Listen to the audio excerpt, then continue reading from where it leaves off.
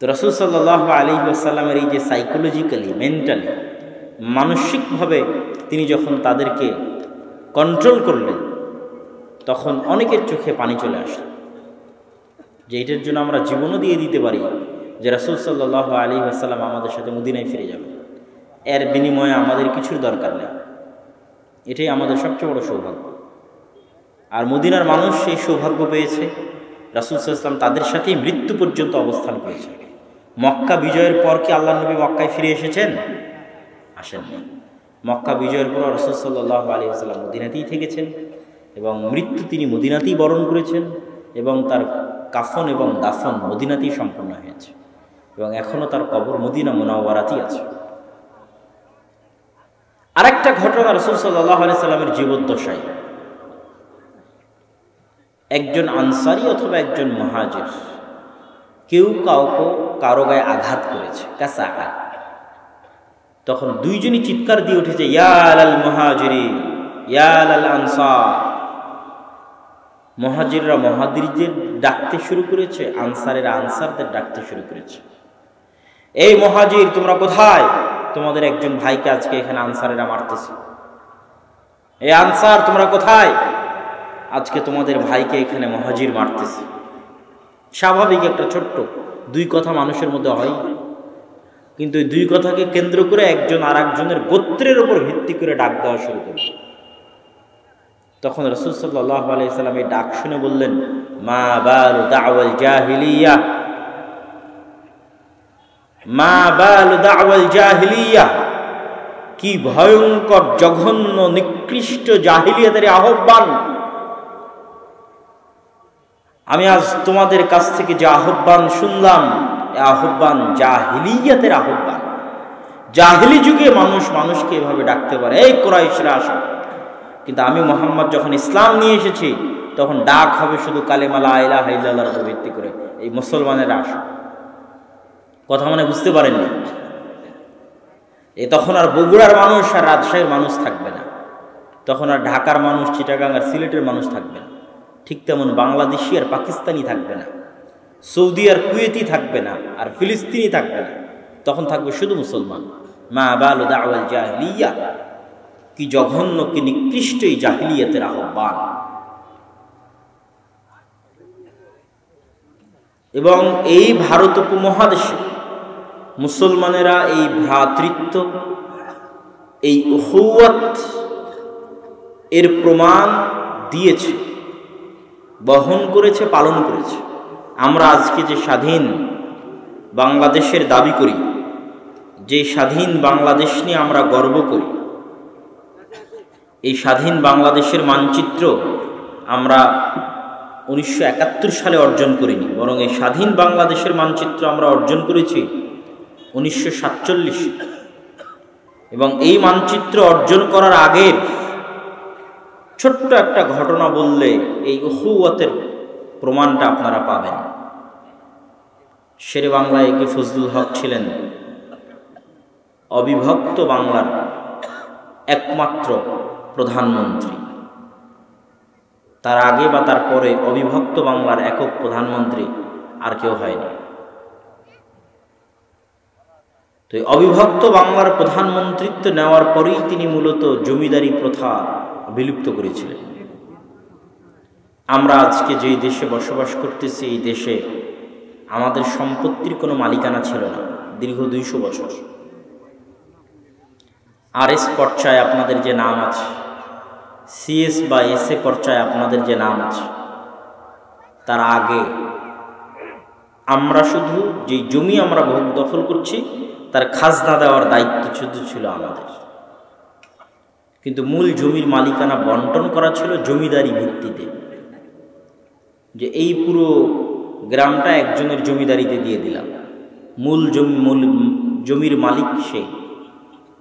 আমরা শুধু জমিতে কাজ করব এবং নির্ধারিত হারে তাদেরকে কর দিব, ফসল দিব। কিন্তু তার 200 বছর আগে এই জমির মালিক আমরা ছিলাম, আমাদের মালিকানা ছিল, আমাদের বাপ দাদা আদি পুরুষেরা মালিকানা ছিল। দেখেই ইতিহাসের পরিসংখ্যান দাবি করছে, জরিপ দাবি করছে যে সমগ্র ভারত, বাংলাদেশ, পাকিস্তানের 5 ভাগের 1 ভাগ সম্পত্তি মসজিদ এবং মাদ্রাসার নামে ওয়াকফ করা ছিল ব্রিটিশরা আসার আগে। সমগ্র পাক ভারতের 5 ভাগের 1 ভাগ, গোটা পাকিস্তান, বাংলাদেশ, ভারতকে 5টা ভাগ করার পর 1 ভাগ করলে যত সম্পত্তি হবে তত সম্পত্তি গোটা ভারত, পাকিস্তান, বাংলাদেশে মসজিদ মাদ্রাসার নামে ওয়াকফ ছিল। তো সেই জমিগুলো কোথায়? এই জমিগুলো লাখেরাত সম্পত্তি বাজেয়াপ্তকরণের সময় ব্রিটিশরা বাজেয়াপ্ত করে এবং এগুলোই সরকারি মালিকানায় নিয়ে আবার জমিদারি হিসেবে বন্টন করে দেয়। এই জন্য 2-1টা ঐতিহাসিক মসজিদ ছাড়া 500 বা 600 বছরের পুরাতন মসজিদের নামে কোনো জমিও নাই, কোনো জায়গাও নাই, কিছুই নাই। মসজিদের নামে যত ওয়াকফ আছে, মাদ্রাসার নামে যত ওয়াকফ আছে, সব গত 200 বছরের। কিন্তু আমরা মুসলমানেরা এই দেশে 200 বছর থেকে বাস করছি না, আমরা বাস করছি প্রায় 800 বছর থেকে। তাহলে 800 বছর আগেও আমার বাপদাদা মসজিদ মাদ্রাসার নামে জমি ওয়াকফ করেছে, কিন্তু এটা নাই। কেন নাই? এটা ব্রিটিশরা আসার পর লাখেরাত সম্পত্তি বাজেয়াপ্তকরণের সময় রাষ্ট্রীয়ভাবে সম্পত্তিগুলো বাজেয়াপ্ত করা হয়, বাজেয়াপ্ত করে সরকারি মালিকানায় নিয়ে সেগুলো আবার জমিদারি হিসেবে বন্টন করে দেওয়া হয়। সম্মানিত উপস্থিতি, তো এই শেরে বাংলা একে ফজলুল হক, তিনি যেহেতু অবিভক্ত বাংলার প্রধানমন্ত্রী ছিলেন, তো 47-এর আগে তিনি মুসলিম লীগ করতেন না, তিনি কৃষক শ্রমিক প্রজা পার্টি এরকম একটা দলের নাম ছিল তার, যেটার মাধ্যমে তিনি ক্ষমতায় গেছিলেন। তো তিনি চাইতেন যে পশ্চিম বাংলা এবং এই বাংলা মিলে একত্রিত হয়ে সম্পূর্ণ আলাদা দেশ, তথা তার প্রস্তাব ছিল দেশ হবে 3টা, একটা পাকিস্তান, একটা ইন্ডিয়া, আর একটা এই বাংলার ওই বাংলা মিলে বাংলাদেশ। কিন্তু ইন্ডিয়ার কলকাতার যারা দাদাবাবু ছিল তারা কিন্তু এই প্রস্তাব গ্রহণ করেনি, তারা বলেছিল যে আমরা ইন্ডিয়ার সাথেই থাকব। তখন শেরে বাংলা একে ফজলুল হক হোসেন শহীদ সোহরাওয়ার্দীর সাথে তার যে দূরত্ব ছিল, মুসলিম লীগের সাথে তার যে দূরত্ব ছিল, এই দূরত্ব মিটিয়ে তিনিও তখন মুসলমানদের মুসলমানিত্ব বাঁচানোর জন্য, মুসলমানদের পরবর্তী বংশধরকে রক্ষার জন্য তখন তিনি মুসলিম লীগে যুক্ত হয়ে তিনিও আলাদা স্বাধীন মুসলমানদের রাষ্ট্রের জন্য বের হয়ে আসলেন, যার ফলশ্রুতিতে 1947-এ আমরা এই ভূখণ্ড মানচিত্র আকারে স্বাধীন ভূখণ্ড আমরা পাই। তো এই যে ওনার বের হয়ে আসা এবং যুক্ত হওয়া, এটা মূলত ছিল ইসলামী ভ্রাতৃত্বের উপর ভিত্তি করে, যেটা আমি বক্তব্যের শুরুতে বলেছিলাম, তেরা মেরা রিশতা কিয়া তো লা ইলাহা ইল্লাল্লাহ। সবচেয়ে বড় দেওয়াল দাঁড় করিয়ে দিয়েছে এই ভ্রাতৃত্ব এবং ভালোবাসার মধ্যে, সবচেয়ে বড় দেওয়াল দাঁড় করিয়ে দিয়েছে দেশের উপর ভিত্তি করে, জাতীয়তাবাদ বা ন্যাশনালিজমের উপর ভিত্তি করে মানুষের যে ভালোবাসা এবং মানুষের যে আবেগ, সেটা। এই জন্য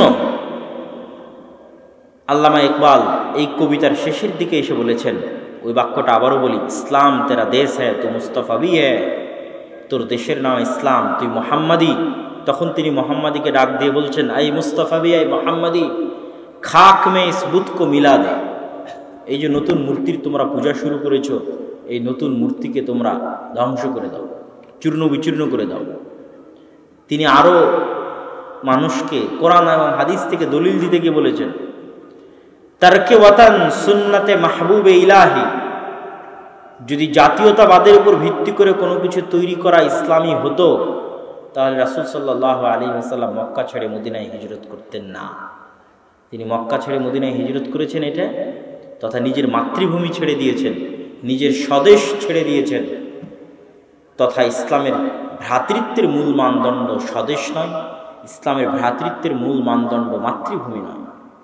তিনি যে ঈমান বাঁচাতে, ইসলাম আকীদা বাঁচাতে মক্কা ছেড়ে মদিনায় গেছে।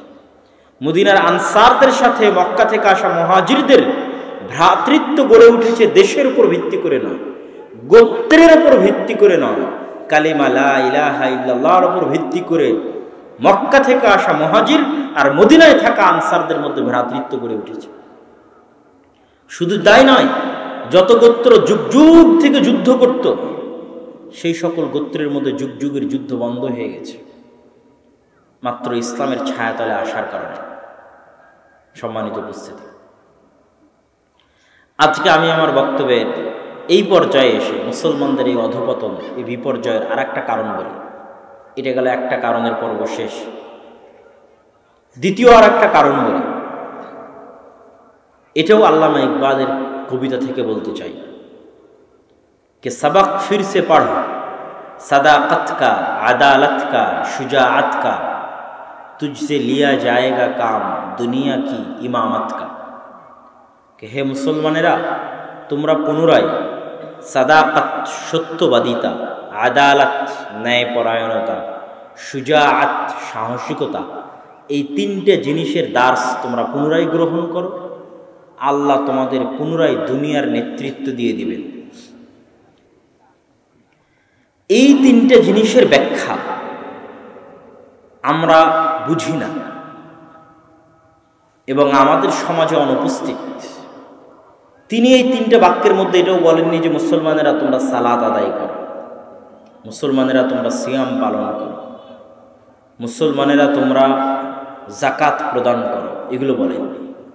কি বলেছেন? সাদাকাত কা, আদালত কা, শুজাআত কা, সত্যবাদিতা, ন্যায়পরায়ণতা, সাহসিকতা। এই তিনটা এমন মৌলিক গুণ, যে মৌলিক গুণের উপর আল্লাহ নবীদেরকে জন্ম দিতেন নবুয়ত পাওয়ার আগেই। আমার নবী মুহাম্মদ সাল্লাল্লাহু আলাইহি ওয়াসাল্লামের নবুয়ত পাওয়ার আগেই, মানে নামাজ পড়ার আগেই, রোজা রাখার আগেই, যাকাত দেওয়ার আগেই যে মৌলিক গুণগুলো আল্লাহ তাকে জন্মগত দিয়েছিলেন, তার মধ্যে এই তিনটা গুণ ছিল তার মৌলিক জন্মগত গুণ, যে তিনি সত্যবাদী, তিনি আমানতদার, তিনি ন্যায়পরায়ণ, তিনি সাহসী। প্রত্যেক নবীকে আল্লাহ সুবহানাহু ওয়া তাআলা এই মৌলিক গুণগুলো দিয়ে পৃথিবীতে পাঠান এবং তার সত্যবাদিতার কারণে মানুষ বিশ্বাস করেছে যে তার দাবি সত্য। তিনি যে বলছেন আমি মুহাম্মদ, আমি আল্লাহর নবী, এটা মানুষ বিশ্বাস করেছে নবী দাবি করার আগে তার সত্যবাদিতার কারণে।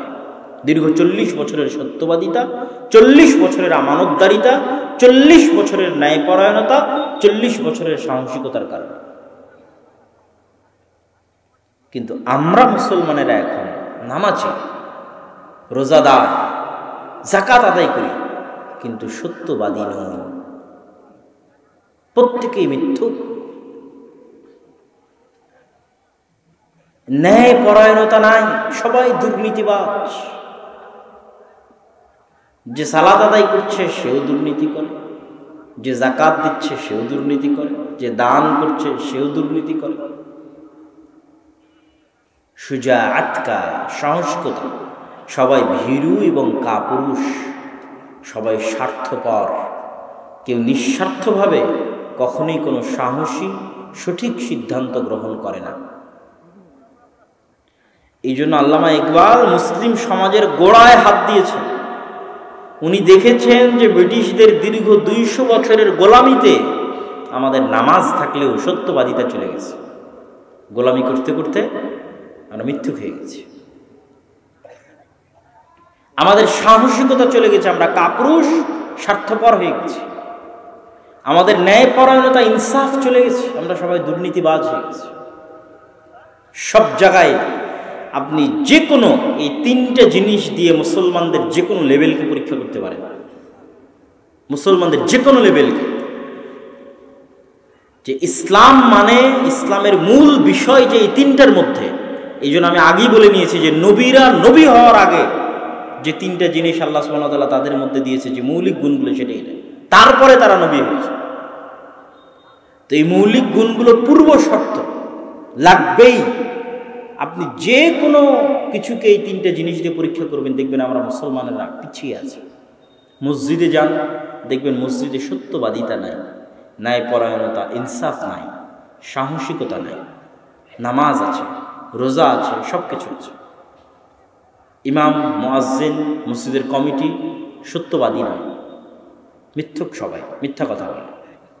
ন্যায়পরায়ণতা, ইনসাফ নাই, একজন আর একজনের উপর জুলুম করে, অত্যাচার করে কিভাবে কে কাকে ডিঙ্গিয়ে যাবে সেই বেইনসাফি এবং অত্যাচারের কালচার এবং কৃষ্টি সংস্কৃতি প্রচলিত আছে।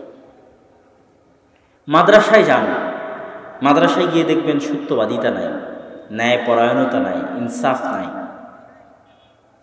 সাহসিকতা নাই। ইসলামী দলে যান, ইসলামী সংগঠনে যান, যে দেখবেন ইসলামী দল, ইসলামী সংগঠনে সব কিছু আছে, কিন্তু কি নাই? সত্যবাদিতা নাই, ন্যায়পরায়ণতা নাই।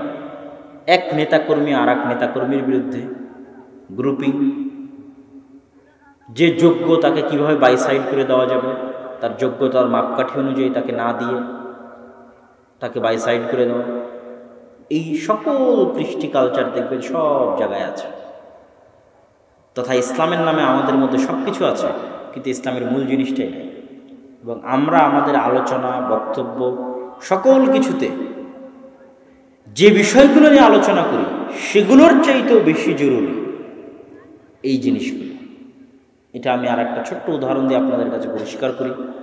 সেটা হচ্ছে মানুষের সাথে সম্পৃক্ত হক, হুকুকুল ইবাদ। মানুষের সাথে সম্পৃক্ত হক, হুকুকুল ইবাদ। আমরা যত আলোচনা করি আমাদের বক্তব্যের মঞ্চে, সব আলোচনা করি হুকুকুল্লাহ, আল্লাহর হক নিয়ে। সালাত আল্লাহর হক, সিয়াম আল্লাহর হক, আমি শিরক করব না আল্লাহর হক, বেদাত করব না আল্লাহ আল্লাহ রসুলের হক। কিন্তু আমরা সবাই আল্লাহ এবং আল্লাহ রসুলের হক নিয়ে সচেতন, কিন্তু মানুষের হক নিয়ে অসচেতন। আরো একদম এক্সাক্ট আপনাকে উদাহরণ দেই, সে সাচ্চা মুসলমান, এই জন্য সে কি খাবে না? শুকুরের গোস্ত খাবে না। সাচ্চা মুসলমান। কেন? শুকুরের গোস্ত খাওয়া হারাম কে করেছে? আল্লাহর হক। সে সাচ্চা মুসলমান, তাই মদ খাবে না। কিন্তু সে আর একজনের টাকা মেরে সেই টাকা দিয়ে ভাত কিনে ঠিকই খাবে। আর একজনের অন্যায়ভাবে দখল করে কৌশলে হারাম ইনকাম করে সেই হারাম ইনকাম দিয়ে হালাল জিনিস কিনে খাবে। কেননা তার কাছে এই হারাম ইনকামটা হালকা। কেন? এটা মানুষের হকের সাথে সম্পৃক্ত। কিন্তু ইসলাম বলছে এটা বেশি ভয়াবহ। একদিন, 10 দিন, 50 দিন, 1000 দিন মদ খাওয়ার পরেও যদি কেউ আল্লাহকে বলে, আল্লাহ আমি এতদিন মদ পান করেছি, আমাকে ক্ষমা করে দেন, আল্লাহ চাইলে ক্ষমা করতে পারে না? পারে না? পারে। ইয়া ইবাদিয়াল্লাযীনা আসরাফু আলা আনফুসিহিম লা তাকনাতু মির রাহমাতিল্লাহ ইয়া ইবাদি লাউ আতাইতুম বিকুরাবিল আরদি খাতায়া। হে আমার আদম সন্তান, তোমরা যদি আসমান জমিন ভর্তি গুনাহ নিয়ে উপস্থিত হও, লা আতাইতুম বিকুরাবিল আরদি মাগফিরা, তার মধ্যে যদি শিরক না থাকে, আমি আল্লাহ আসমান জমিন ভর্তি ক্ষমা নিয়ে উপস্থিত হব। তো আল্লাহ সুবহানাহু ওয়া তাআলা এগুলো ক্ষমা করে দিবেন, দিতে পারে। কিন্তু ওই আপনি যদি হারাম ইনকাম করে, সুদ নিয়ে, ঘুষ নিয়ে, মানুষকে মিথ্যা কথা বলে টাকা নিয়ে, ধোঁকা দিয়ে, ওজনে কম দিয়ে ইনকাম করে, সেই ইনকাম দিয়ে যদি হালাল জিনিস ক্রয় করে খান, তো ওই যে মানুষকে 5 টাকা 10 টাকা আপনি ধোঁকা দিলেন, সরকারি কাজে টেন্ডার নিয়ে রাস্তা তৈরি করতে ধোঁকা দিলেন, দুর্নীতি করলেন, জনগণের টাকা মেরে দিলেন, টাকা দেশ থেকে পাচার করে দিলেন, এগুলোকে আল্লাহ ক্ষমা করে দিবে? এগুলো আল্লাহ কখনোই ক্ষমা করবেন না। এটা কিসের শব্দ হচ্ছে? হ্যাঁ, চলে যাচ্ছে, চলে যাচ্ছে, গাড়ি চলে যাবে।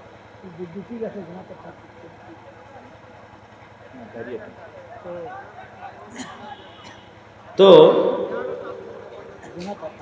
জেনারেটর ওটা বন্ধ করে দিতে পারবে। তো আমরা যে আলোচনা করছিলাম, সে আলোচনা হচ্ছে যে আমাদের সমাজে যে বিষয়টাকে আমরা বেশি গুরুত্ব দিয়েছি, ওটার চাইতে বেশি গুরুত্বপূর্ণ ইসলামে, আল্লাহ সুবহানাহু ওয়া তাআলার কোরআনে, সেটা হচ্ছে মানুষের সাথে মানুষের পরস্পরের সম্পর্ক, মানুষের সাথে মানুষের পরস্পরের ভ্রাতৃত্ব, মানুষের সাথে মানুষের পরস্পরের হক, হুকুকুল ইবাদ। কিন্তু আমরা সেটাতেই সবচেয়ে পিছিয়ে। সম্মানিত উপস্থিতি, তো আজকের এই আলোচনায় মুসলমানদের অধঃপতনের এই দুইটা কারণ বলার পর আমার বক্তব্যের এই পর্যায়ে এসে আমরা যেই লক্ষ্য এবং উদ্দেশ্যকে সামনে রেখে আজকের প্রোগ্রামটা আয়োজন করেছি আদ-দাওয়া ইলাল্লাহের মক্তব, এই বিষয়ে সংক্ষিপ্ত কিছু গুরুত্বপূর্ণ কথা আপনাদের সামনে তুলে ধরার চেষ্টা করব ইনশাআল্লাহুল আজিজ। মসজিদ ভিত্তিক দ্বীন শিক্ষা। মসজিদ শুধু মুসলমানদের ছিল, উম্মতে মুহাম্মাদির ছিল এরকম নয়। আল্লাহ সুবহানাহু ওয়া তাআলা বলেন, ইন্না আউওয়ালা বাইতিন উদিআ লিন-নাস বিবাক্কাহ, প্রথম যে মসজিদ মানুষের ইবাদতের জন্য পৃথিবীতে তৈরি করা হয়েছে সেটা মক্কায়। আবু যর গিফারী রাদিয়াল্লাহু তাআলা আনহু বলেন যে দ্বিতীয় যে মসজিদ পৃথিবীর বুকে মানুষের ইবাদতের জন্য তৈরি করা হয়েছে সেটা হচ্ছে আল মসজিদ আল আকসা। তিনি রাসূল সাল্লাল্লাহু আলাইহি ওয়াসাল্লামকে জিজ্ঞেস করলেন, কাম বাইনাহুমা, এই দুইটা মসজিদের মধ্যে নির্মাণ কাল দিয়ে দূরত্ব কতদিনের হে আল্লাহ রাসূল?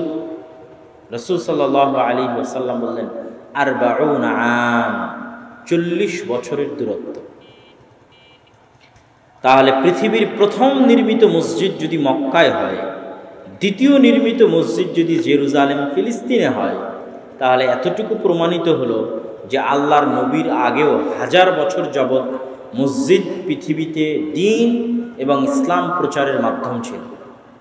শুধু তাই নয়, ইব্রাহিম আলাইহিস সালাতু ওয়াস সালামের পরিবারকে আল্লাহ যে পৃথিবীতে একমাত্র আদর্শ পরিবার করে গড়ে দিলেন এবং জাআলান নবুওয়াতা ফি যুররিয়াতিহি, আর নবুওয়াতকে সীমাবদ্ধ করে দিলেন ইব্রাহিমের বংশে, যে ইব্রাহিমের পরে কিয়ামত পর্যন্ত আমি আর কোনো নবী পাঠাবো না ইব্রাহিমের বংশের বাইরে। যাই নবী পাঠাই সব নবী পাঠাবো ইব্রাহিমের বংশে। এই যে আল্লাহ ইব্রাহিম আলাইহিস সালামের পরিবারকে কবুল করলেন, এই কবুলিয়তের মূল কারণ ছিল মসজিদ। কেন আমি এই কথা বললাম? ইব্রাহিম আলাইহিস সালাতু ওয়াস সালামের এক স্ত্রী সারা এবং আর এক স্ত্রী হাজেরা। হাজেরার গর্ভে প্রথম সন্তান ইসমাইল, সারার গর্ভে দ্বিতীয় সন্তান ইসহাক। ইসহাককে ইহুদি খ্রিস্টানরা বলে আইজাক। আইজাক নিউটন, বিজ্ঞানী নিউটন, যার নাম আইজাক, মূলত ইসহাক, ইসহাক নিউটন। তো ইসহাক এবং তার পরবর্তী বংশধর ইয়াকুব, ইয়াকুবকে ইহুদি খ্রিস্টানরা বলে জ্যাকব। ইয়াকুব আলাইহিস সালাতু ওয়াস সালাম এবং তার পরবর্তী বংশধরেরা, আল্লাহ তাদেরকে রেখে দিলেন মসজিদে আকসা এবং তার পাশে, মসজিদে আকসাকে আবাদ করার জন্য এবং মসজিদে আকসার পার্শ্ববর্তী অঞ্চলকে আবাদ করার জন্য। আর ইব্রাহিম আলাইহিস সালাতু ওয়াস সালামের এক সন্তানকে পাঠিয়ে দিলেন মক্কায় কাবা ঘর আবাদ করার জন্য। এই দুই সন্তানের মাধ্যমে, দুই মসজিদ আবাদ করার মাধ্যমে আল্লাহ সুবহানাহু তাআলা তার বংশধরকে কবুল করলেন এবং তার বংশধরকে আদর্শ পরিবার হিসেবে পৃথিবীতে প্রতিষ্ঠিত করলেন। এই অংশ বলার মাধ্যমে আমরা যেটা বলতে চাইলাম সেটা হচ্ছে মসজিদ, মসজিদের সাথে সম্পৃক্ত থাকা আদর্শ পরিবার গড়ে তোলার অন্যতম মাধ্যম। আমাদের দাওয়া ইলাল্লাহর মূল লক্ষ্য এবং উদ্দেশ্য হচ্ছে মসজিদ ভিত্তিক দ্বীন শিক্ষা বাস্তবায়ন করা। মসজিদ ভিত্তিক প্রতিটি মসজিদই হোক দ্বীন শিক্ষার প্রথম পাঠশালা। এই মসজিদ ভিত্তিক এই দ্বীন শিক্ষার লক্ষ্য এবং উদ্দেশ্য নিয়ে আমরা ইতিমধ্যে প্রায় 130-এর অধিক মসজিদ সফর করেছি, যার মধ্যে আপনাদের শেরপুর অঞ্চলেরও অনেক মসজিদ ছিল। পুরো বগুড়ার প্রায় প্রতিটি উপজেলায় আমাদের একদিন করে সময় দেওয়া আছে। আর এই মক্তবগুলো যেন সুন্দরভাবে, ভালোভাবে, ধারাবাহিকভাবে পরিচালিত হয়, তার জন্য সেটার সিলেবাসও আমরা প্রণয়ন করেছি। উসমানী কায়দা এবং আদর্শ শিক্ষা বা তালিমউদ্দিন, এই সিলেবাসের আলোকে শিক্ষকেরা যেন ভালোভাবে পাঠদান করতে পারে, এই জন্য শিক্ষকদের প্রশিক্ষণেরও ব্যবস্থা গ্রহণ করা হয়েছে। এবং আজকে থেকে আল জামিয়া সালাফিয়া ডাঙ্গিপাড়া পাবা রাজশাহীতে প্রায় 50 জনের ব্যাচের মাধ্যমে প্রথম প্রশিক্ষণ শুরু হয়েছে মক্তবের শিক্ষকদের, আলহামদুলিল্লাহ, এবং ধারাবাহিকভাবে এটা অব্যাহত থাকবে। এই মক্তবগুলো ম্যানেজমেন্ট করার জন্য আমাদের নিজস্ব একটা অ্যাপ আছে, যে অ্যাপ এই সমস্ত দায়িত্বশীল এবং মক্তবের শিক্ষকদের শিখিয়ে দেওয়ার মাধ্যমে মক্তবের ম্যানেজমেন্ট সিস্টেমটাও কেন্দ্রীয়ভাবে কন্ট্রোল করা হবে। এই সকল কিছুর মাধ্যমে আমরা চাচ্ছি যে আমাদের কাছে সকল কিছু আছে, সিলেবাস আছে, শিক্ষক প্রশিক্ষণের ব্যবস্থা আছে, মক্তব কন্ট্রোলের ব্যবস্থা আছে, আমরা সফর দিচ্ছি। সুতরাং দেশ এবং জাতির কাছে আমাদের উদাত্ত আহ্বান থাকবে, যারা এখানে উপস্থিত হয়েছেন, যারা অনলাইনে শুনছেন, এবং বিশেষ করে যারা অনলাইনে আমাদের বক্তব্যগুলো আপলোড দেন, তারা বক্তব্যের শেষের দিকে যখন জামিয়া সালাফিয়ার কথা আসে বা যখন আমাদের দাওয়া ইলাল্লাহর এই গুরুত্বপূর্ণ দিক নির্দেশনাগুলোর কথা আসে, এগুলো যদি বারবার আসতে থাকে তাহলে বক্তব্যের সাথে বারবার দিতে হবে। কিন্তু আমাদের ভাইয়েরা যারা ভিডিওর দায়িত্ব পালন করে, তারা শুধু যে চুম্বক অংশ, যেটা দিলে তার ভিউ বেশি হবে, যেমন আজকে বক্তব্যের শুরুতে যে আলোচনা করেছিলাম অতটুকুই তারা দিবে। কিন্তু এই যে প্রত্যেকটা বক্তব্যে আমরা একটা বিষয় নিয়ে কাজ করছি, এক জায়গা থেকে আর এক জায়গায় যাচ্ছি, দিনই কারণে এটাকে মূল্যায়ন করতে হবে এবং চেষ্টা করতে হবে আমরা যখন ফুল বক্তব্য দিব কোথাও, বক্তব্যের মধ্যে যদি বারবার আসে তো বারবারই জামিয়া সালাফিয়া এবং দাওয়া ইলাল্লাহর এই কথাগুলোকে মূল্যায়ন করতে হবে, যাতে দেশ এবং সাধারণ মানুষ জানতে পারে, জেনে তারা আগ্রহী হতে পারে, আগ্রহী হয়ে তারা উদ্যোগ নিতে পারে। আমাদের এই বক্তব্য প্রচারের মাধ্যমে একজনও যদি বাংলাদেশের কোনো প্রত্যন্ত অঞ্চলে মক্তব চালু করে, তো সেখানে যে কোরআনের শিক্ষা হবে তার নেকিও আমরা পাবো ইনশাআল্লাহ। সফর করতে গিয়ে আমরা এমনও মসজিদ পেয়েছি যারা আমাদের বক্তব্য শুনে আগেই মক্তব চালু করে বসে আছে, তাদের নিজ উদ্যোগে মক্তব চালু করে তারা পরিচালনা করছে, দেখাশোনা করতেছে। তা আপনাদের কাছে উদাত্ত আহ্বান থাকবে, চলমান যে শিক্ষা কারিকুলাম এবং শিক্ষা কার্যক্রম দেশে বাস্তবায়ন হচ্ছে, ভবিষ্যতে আরও হবে। ইউরোপ এবং আমেরিকার আদলে যেভাবে বিভিন্ন দেশে LGBTQ বেহায়াপনা এবং বেলেল্লাপনাকে সিলেবাসের অন্তর্ভুক্ত করা হয়েছে পাশ্চাত্য সভ্যতার বিভিন্ন দেশে, আমাদের দেশেও বেহায়াপনা এবং বেলেল্লাপনাকে সিলেবাসের অন্তর্ভুক্ত করা হয়েছে। নাচ এবং গানকে মুসলমানের সন্তানের জন্য বাধ্যতামূলক করা হয়েছে, যা সরাসরি আল্লাহর বিধানের প্রকাশ্য লঙ্ঘন। এমনও ভয়ঙ্কর পরিস্থিতিতে যদি আমরা আমাদের পরবর্তী প্রজন্মকে বাঁচাতে চাই, তাহলে মসজিদ ভিত্তিক দিন শিক্ষা চালু করার কোনো বিকল্প নাই। কোনো মুসলমানের সন্তান যেন স্কুলের বারান্দায় ততক্ষণ পা না দেয় যতক্ষণ সে মসজিদের বারান্দা অতিক্রম না করবে। এই শপথ, এই ত্যাগ, এই পরিশ্রম, এই উদ্যোগ নিয়ে আমাদের সামনে এগিয়ে আসতে হবে। আপনাদের কাছে উদাত্ত আহ্বান রেখে এবং আজকের এই জালসা সহ এখানে অত্র অঞ্চলে যে বক্তব্যগুলো পরিচালিত হয় সেগুলোর জন্য আমাদের দিনী ভাইয়েরা আপনাদের মধ্যে যাওয়ার কথা, আমি জানি না তারা প্রস্তুত আছে কিনা। যদি তারা প্রস্তুত থাকে তাহলে আমি তাদেরকে অনুরোধ করব যে আপনারা ভেতরে যান এবং আপনারা যারা এসেছেন সাধ্য অনুযায়ী এই উদ্যোগগুলোতে সহযোগিতা করার চেষ্টা করবেন। এই উসমানী কায়দা এটা যাওয়ার সময় নিয়ে যাবেন। এই কায়দার যে উচ্চারণগুলো আছে এই উচ্চারণগুলো আবার আপনারা আমাদের অ্যাপে পাবেন। অ্যাপসের লিঙ্ক আমাদের বিভিন্ন ফেসবুকের পেজে অথবা বিভিন্ন পোস্টে আপনারা পেয়ে যাবেন।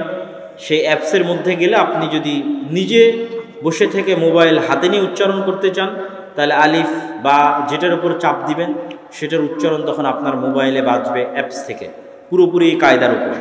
প্রায় অর্ধেকের মতো হয়তো আমাদের উচ্চারণ আপলোড করা হয়ে গেছে, বাকি অর্ধেক চলমান আছে, আজকালকের মধ্যে শেষ হবে।